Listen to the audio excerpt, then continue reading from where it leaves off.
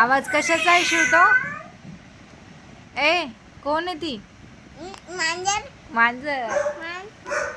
आता हा कुणाचा आवाज आहे? तो कुठला बघतो ना हा. म्हणून असा बिबट्या येतो. ओके. आता नेक्स्ट हा आवाज कुणाचा आहे सांगा? ती ती नाही इकडं राहती. हम्म. इकडं राहती ती आंबा. थांबा, काऊचा आवाज आहे. काऊचा आवाज. काऊ ना त्या तिकडं राहती.